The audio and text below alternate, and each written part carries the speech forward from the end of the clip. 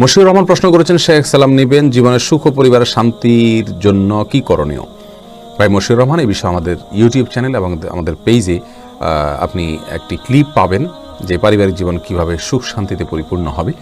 অনেকগুলো পরামর্শ সেখানে বলা আছে। তার ভিতরে প্রথম পরামর্শ হলো, আপনি বিয়ের অনেক আগে থেকে সূরা ফুরকান আয়াত নম্বর 74 বেশি বেশি পড়বেন। রব্বানা হাব লানা মিন আজওয়াজিনা ওয়া যুররিয়াতিনা কুররাতা আয়ুন ওয়াজআলনা লিল মুত্তাকিনা ইমামা। অর্থাৎ আল্লাহ স্ত্রী সন্তান যা দিবেন আমাকে, এবং মেয়েরা পড়বেন স্বামী সন্তান যা দিবেন আমাকে।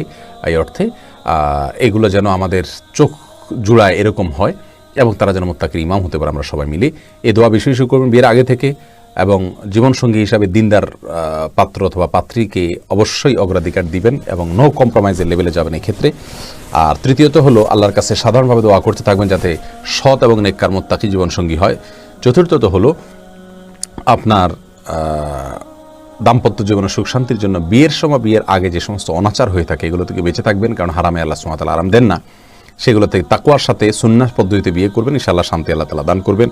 পঞ্চমত হলো, বিয়ে করার পরে সর্বোচ্চ ধৈর্যের পথ আপনাকে অবলম্বন করতে হবে, সেটা আপনি স্ত্রী হন অথবা পুরুষ হন। আমাদের নবী সাল্লাল্লাহু আলাইহি ওয়াসাল্লামের দাম্পত্য জীবনে অনেক সমস্যা দেখা দিয়েছে। প্রচণ্ড ধৈর্যের তিনি পরিচয় দিয়েছেন এবং ধৈর্যের পরীক্ষা উত্তীর্ণ হয়েছেন। এর মাধ্যমে কিন্তু দাম্পত্য জীবন সুখ শান্তি হয়। আর অনেকগুলো পদ্ধতি সেখানে বাতানো আছে, আপনি ক্লিপটা দেখে নেবেন। ভাই মশিউর রহমান জানতে চেয়েছেন, আপনার প্রশ্ন উত্তর দিলাম।